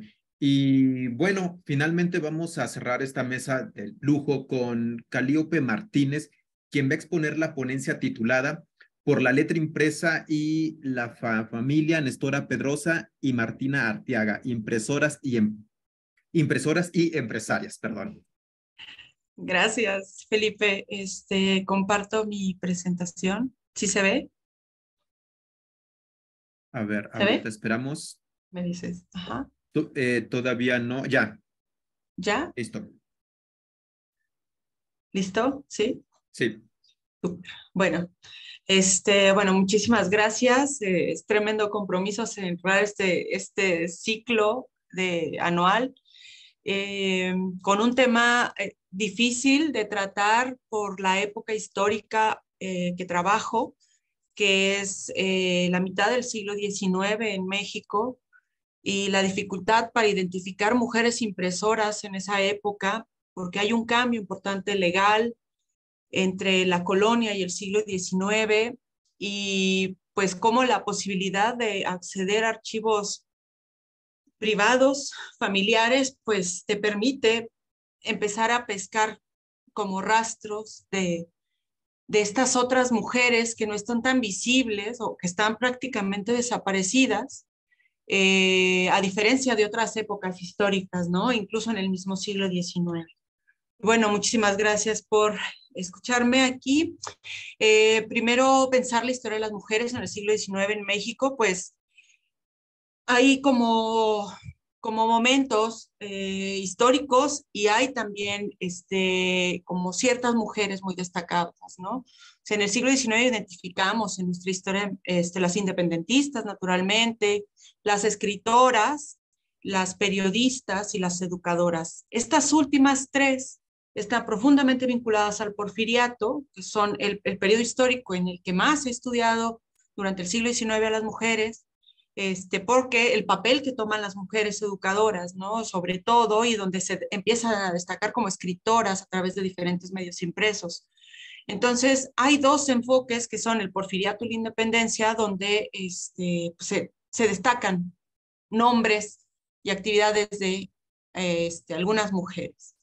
Por el otro lado, las mujeres impresoras, pues están las mujeres novohispanas, que se han trabajado más, porque han sido más visibles con el simple, lo digo simple no despectivamente, sino porque es muy importante, o sea, por el hecho de que aparecen a pie de imprenta y ya las identificábamos, ¿no? Como viudas de, y ya empezaba ahí la pista importante, ¿no? Y estaban nombradas. Y en el porfiriato, ¿no? Estas mujeres educadoras, estas mujeres escritoras, estas periodistas que van a tomar como mucha importancia en este periodo, y que vamos a empezar a conocer esos nombres, ¿no? Pero, ¿qué pasa con las otras mujeres, ¿no? ¿Dónde están las mujeres de la Reforma, de la Intervención Francesa, de la post-independencia? Y bueno, me parece que hay dos planteamientos para mí importantes: el de Lucrecia Infante, en el que me permitió acceder a esta concepción de escritura de las mujeres como la emancipación de las mujeres a través de la escritura, y cómo hay una tradición heredada en familia de mujeres ilustradas que van aprendiendo en su entorno familiar a escribir, a leer y a escribir, ¿no? Una cosa es leer y otra cosa en la escritura, cómo pasan de solo leer a escribir también. Y cómo escriben, pues en el diario, en las cartas, entonces en algo más íntimo, ¿no? No lo vemos en el entorno público.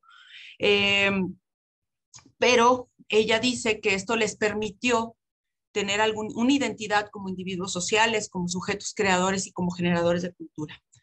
Pero para mí es muy importante la propuesta de Marina Garone, aquí presente, que ella dice algo muy importante para mí en lo personal, que es que si identificamos en los procesos propios de la impresión, que son diferentes, que son muchos, podemos identificar el trabajo de las mujeres en esos otros espacios, y también son parte de la impresión. O sea, componedoras, correctoras, impresoras, administradoras, empresarias, o sea, también son parte del proceso de impresión o de las dinámicas de impresión. Y para mí eso ha sido como clave para poder ir armando hilos para construir esta historia. Y bueno, las genealogías que dice la misma Marina, genealogías y familias de impresores. Y bueno, les leo un poquito. Los tiempos de la historia de la imprenta son distintos de los cortes o coyunturas histórico-políticas. Hay cambios entre el México novohispano e independiente, por ejemplo, la libertad de imprenta, el liberalismo, el republicanismo, la distribución e incorporación de la imprenta en nuevos territorios. Hay nuevos actores en el mundo del libro. Pero también hay permanencias, los procesos de impresión siguen siendo los mismos con prensas manuales y con las imprentitas. Hay escasez de material, hay escasez de herramientas, se limitan las técnicas propias de la prensa manual, pero existen nuevas posibilidades también. Hay un incremento de tiempos en el acceso a la información, en espacios que logran establecer sus imprentas por primera vez, circulación de manuales, periódicos y libros extranjeros y nacionales, el acceso paulatino a material y prensas a través de las nuevas casas comerciales francesas, inglesas, estadounidenses, la producción propia a manera de invención o imitación de prensas y materiales para el trabajo de impresión. Esto quiere decir que chocan y se integran la tradición de las prensas manuales con las técnicas, herramientas, materiales y anhelos liberales de ilustrar a las nuevas sociedades independientes. Surge una nueva modernidad, una modernidad acelerada que coexiste entre dos tradiciones. En estos espacios donde se introduce la imprenta, entre la década de los 20 y los 30 del siglo XIX, se van formando, creando nuevas familias y genealogías de impresores. Y para el caso específico, les hablo de Aguascalientes, una ciudad pequeñísima de México, pequeñísima, después de Tlaxcala es el estado más chiquito del país. Pues para este caso de una ciudad como Aguascalientes, de un estado, pues son familias nuevas de impresores, pero familias viejas de artesanos ilustrados. Entonces, el planteamiento que hace Marina nos permite acercarnos a través de identificar los distintos procesos de impresión y a las familias o genealogías de impresores, contextualizar e identificar a través de la escritura privada y los pocos rastros públicos que existen a las nuevas mujeres impresoras. Estas nuevas mujeres impresoras están marcadas por los procesos histórico-políticos, entre guerras internas, intervenciones extranjeras, las luchas ideológicas, los cambios legales y el papel de la mujer en el orden público. La mujer del siglo XIX tiene menos derechos políticos que las novohispanas y son particularmente liberales las formadoras de los nuevos hijos de la patria. En Aguascalientes, las familias de impresores en el periodo de la Reforma son liberales. Son los nuevos impresores, son artesanos por tradición familiar. Los Chávez, primera familia de impresores, es introductora de cultura y técnicas gráficas. Es promotora del ascenso del artesanado urbano a través de la lectura, de las nuevas técnicas gráficas, del autoaprendizaje, de la formación de las nuevas academias de dibujo para perfeccionar técnicas y organización artesanal. Las mujeres de esta familia son mujeres ilustradas, escritoras, liberales, moderadas o radicales, y su posibilidad de participar en la imprenta fue gracias a varios factores. Son mujeres ilustradas, aprendieron desde niñas en el hogar, a través de la amistad, a través de sus madres. Son las madres de los nuevos liberales, lo que les suponía a ellas mismas un compromiso político. Son mujeres lectoras y escritoras. De la época conocemos diarios y cartas que nos permiten conocer sus conceptos de mundo, de la vida, su cotidianidad. Son administradoras, son compañeras de los esposos impresores que luchan en la guerra, que se enfrentan a los conservadores, que tienen cargos políticos. Néstora Pedrosa, hija de un artesano ilustrado y segunda esposa del impresor más importante del momento, José María Chávez, asumió el compromiso de esposa abnegada al hacerse responsable de los 10 primeros hijos de Chávez y ser madre de otros 10 hijos. Se comprometió a participar como compañera en los proyectos ilustrados que promovió su marido. Más allá de los deberes impuestos por su condición de género, Néstora aprendió la administración de la imprenta y su funcionamiento. Si bien las condiciones políticas la obligaron a involucrarse y hacerse cargo de la imprenta de su marido cuando él salía a la venta de sus productos o cuando salía a la guerra en defensa del liberalismo y la nación, asumió como suyo el trabajo de imprenta y lo defendió en diversas ocasiones. José María tenía unos talleres únicos en su tipo en Aguascalientes y la región, ya que En ellos había fragua, herrería, carpintería, carrocería, tipografía, grabado, litografía, fotografía, y con el triunfo del liberalismo en el 57 obtuvo la concesión de diligencias y valija de correo. Instaló un hotel junto con sus hermanos y así generaron un monopolio de producción y circulación de impresos. Esto es importante, muy importante apuntarlo, porque de toda la diversidad de negocios que tenía Chávez y sus hermanos e hijos mayores, Néstora siempre tuvo preferencia por la imprenta. Durante los primeros años de matrimonio, Néstora y su suegra, doña Victoria Alonso, se hacían cargo de la administración de los talleres en general cuando Chávez salía de viaje por la región. Hay 3 momentos claves para comprender el trabajo de Néstora o su participación en la imprenta.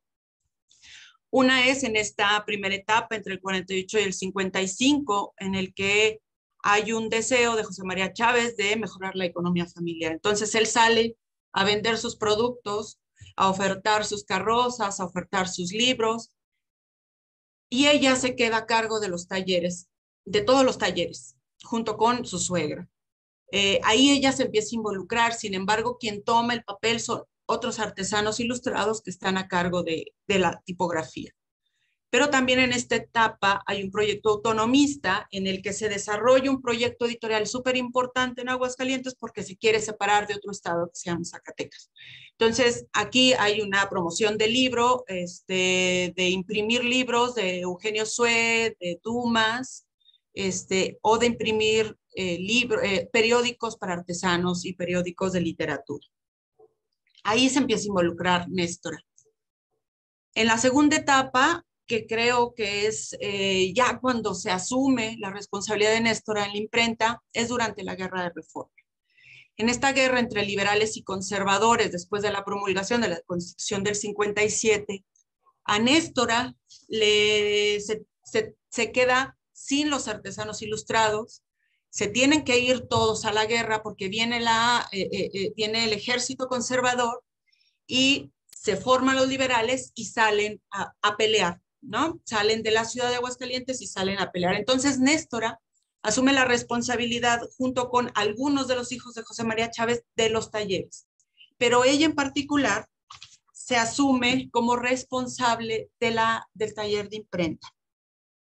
Cuando vienen los conservadores a Aguascalientes, se sabe que lo que quieren agarrar es la imprenta de José María Chávez, porque si tienen la imprenta, van a poder publicar los manifiestos o lo necesario del grupo conservador. Pero, ¿cómo hacer, no? ¿Qué hacer para evitar esto? Y es aquí que Néstora, gracias a la tradición familiar, sí quiero decirlo que esta familia es muy grande, muy, muy grande. Solo de José María son 20 hijos, más sus hermanos, que son otros 8, que también tienen un montón de hijos, pues migraron a México, a Ciudad de México, y hay una descendencia muy grande de los Chávez, pero hay una tradición familiar que se ha quedado y que ellos han contado historias de voz en voz y que han heredado, ¿no? Y por fortuna han escrito algunas cosas. Quien cuenta qué hizo Néstora cuando llegan los conservadores a Aguascalientes fue Ezequiel A. Chávez. Fue el primero que recuperó esta historia de Néstora Pedrosa. Se las leo. Con sagacidad inmensa, Néstora Pedrosa logró ocultar algunas cajas de tipos. Esperó a que llegara la noche y ella, ayudada por alguno, llevó las cajas a una azotea de su casa y desde ahí estuvo bajándolas a una huerta vecina para enterrarlas al pie de los árboles. Y aunque Patrón, el conservador, hizo que sus soldados transportaran a grandes carros las prensas delante de la consternada familia Chávez, la esposa del héroe había salvado parte de la imprenta. Néstora no podía mover la prensa, pero sí podía mover los tipos. Y aquí yo les leo una parte pequeña, pero Ezequiel A. Chávez cuenta que era una noche lluviosa, muy heroico, que era una noche lluviosa y que Néstor agarró todas las cajas y le apoyaron las cajas de tipos, que son pesadísimas, que le ayudaron a brincar a la azotea y brincar a otra casa y las escondió. Néstora sabía perfectamente que si tenían la prensa, la podían tener, pero si no tenían tipos, no podían imprimir nada. Y Néstor escondió los tipos. ese pequeñito, esos pequeños rastros son los que a mí me han permitido comprender que Néstora era una mujer que conocía perfectamente el trabajo y la importancia de la imprenta y que ella sabía perfectamente cómo funcionaba. O sea, una mujer que esconde los tipos sabe perfectamente cómo funciona una imprenta. Entonces, en esta etapa de esta segunda etapa que yo le llamo de la vida de Néstora como impresora, pues es donde ya la empezamos a ver como una impresora que defiende la imprenta de su familia, de su marido, que era un férreo defensor de la imprenta y del liberalismo mexicano. Y finalmente, pues la tercera etapa de Néstora, que, bueno, quiero decirles que yo nunca he podido leer a Néstora más que en 2 ocasiones. O sea, no hay rastros de Néstora como escritora más que 3. Uno, cuando José María Chávez sale a la guerra, sale a defender la nación ante la invasión francesa. En este periodo, entre el 64 y el 67, pues él es apresado y es asesinado, es fusilado por los franceses en 1864. Néstora queda viuda, pero antes José María Chávez le deja una carta, antes de ser fusilado le deja una carta, y hay una pequeña frase donde le dice: te dejo a ti la responsabilidad de la herencia y te agradezco que hayas sido siempre la mujer de trabajo que me acompañó en la escritura de todos mis trabajos. Ahí también José María Chávez está diciendo que ella era una escritora que le revisó, que le cuidó y estuvo procurando sus trabajos, con quien dialogaba sus trabajos. Entonces muere José María Chávez, bueno, lo fusilan y ella queda sola con 10 hijos a cargo, 10 hijos suyos más 10 hijos del otro matrimonio, ¿no? La división de bienes va a ser muy complicado porque los primeros hijos se van a poner en contra de ella y no le quieren dejar la herencia. Entonces se parten los bienes y ella, de todos los talleres que yo ya les comenté, hoteles, diligencias, o sea, las rutas de camino, la imprenta, la fragua, la carpintería, la herrería, de todo eso, Néstora decide quedarse con la imprenta. Ella decide tomar la imprenta y dejarle a los demás hijos lo demás. Entonces ella se queda con la imprenta y se queda con 10 hijos a los cuales hacerse responsable.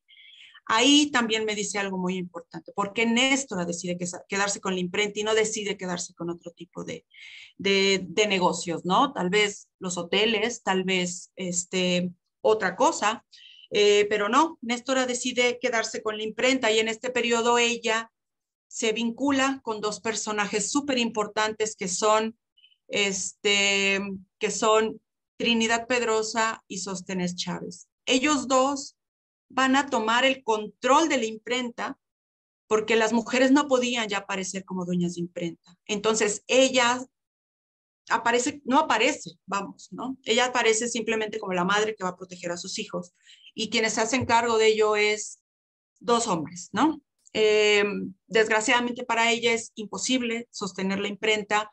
Era un periodo de la intervención francesa, era una viuda liberal en medio de la intervención francesa y era muy difícil que ella pudiera sostener esto. Entonces, pues ella pone la imprenta a venta en 1870 y en ese solicitud que pues los hombres tenían que respaldarla, ¿no? Ella no podía decir, ya vengo a vender la imprenta. No, tenían que ir a respaldarla a los hombres. Entonces, en todo el juicio, las voces son de los hombres, pero hay un solo momento en el que Néstora da un argumento de por qué vender la imprenta.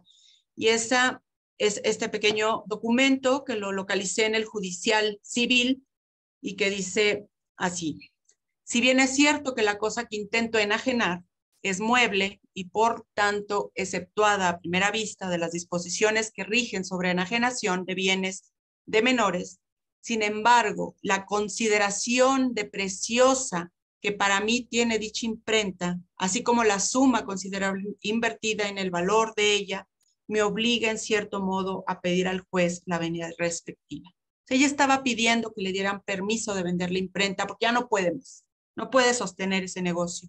Pero esta defensa que hace Néstor, la consideración que de preciosa ese preciosa que viene marcado en línea es porque en el documento original viene marcado así. Esa consideración de lo preciosa que para mí tiene dicha imprenta y una defensa real y clara de Néstora por esta imprenta. Por otro lado, Martina Arteaga es la esposa de otro hermano de los Chávez, pero ella, a diferencia de Néstora, es muy joven y ella queda viuda en el mismo año por el mismo motivo. Su marido se va a la guerra, lo fusilan, perdón, a él lo agarran en el camino y lo matan. Y ella queda joven, muy joven, viuda, con una hija, nada más, a diferencia de Néstora. Y ella queda con muchos recursos. Ella se queda como dueña de un hotel y se queda con la imprenta de su marido. Su marido tenía una imprenta que se llamaba Ávila y Chávez. Su marido era un radical, liberal, rojo, súper radical, con ideas socialistas. Y ella, pues va a ser esta empresaria hotelera e impresora. Es muy interesante el vínculo que tiene con el protestantismo porque ella tiene la imprenta del marido, pero no está conforme con solo tener la imprenta, sino que se vincula a los protestantes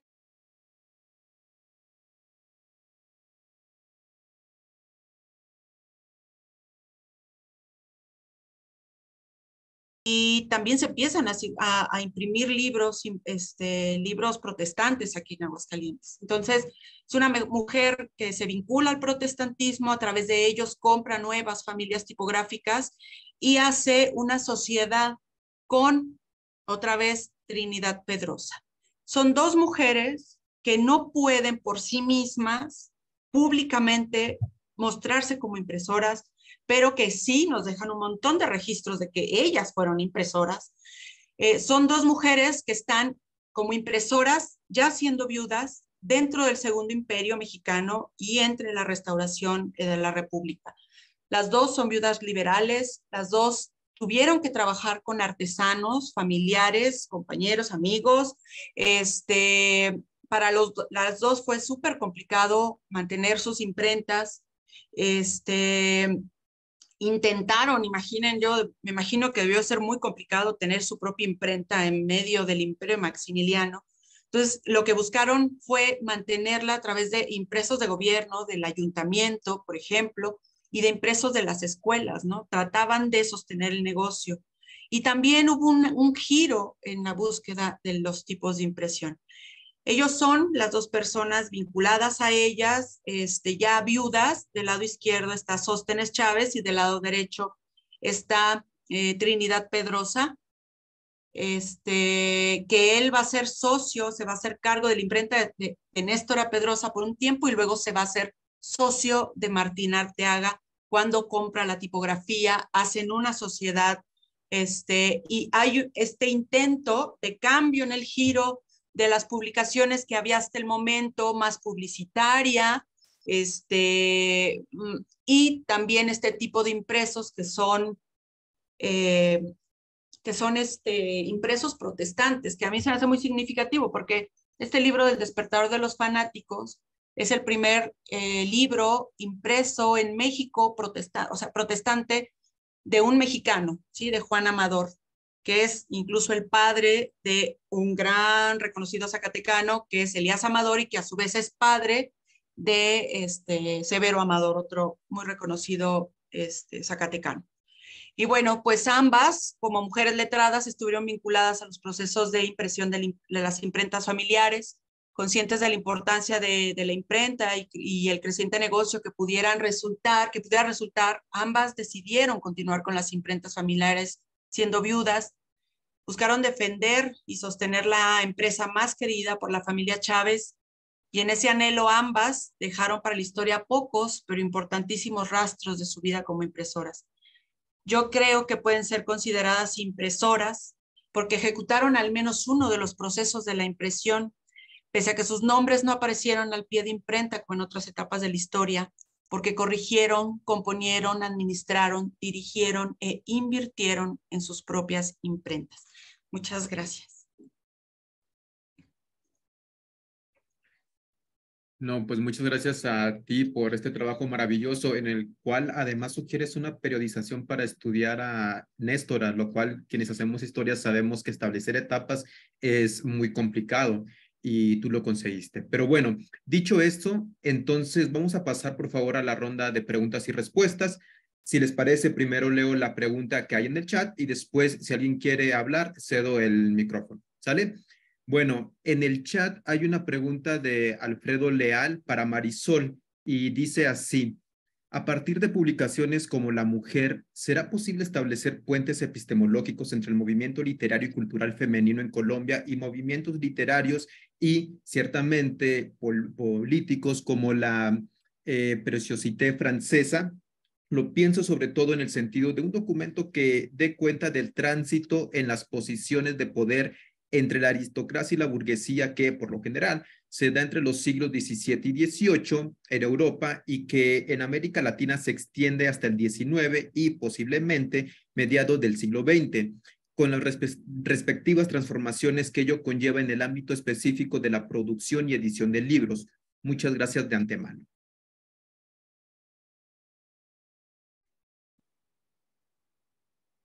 Gracias por la pregunta. De hecho, los que realmente han estudiado, sobre todo acá que encontré a nivel de Colombia, como la historia de las mujeres es a nivel de la literatura y la historia, ¿no?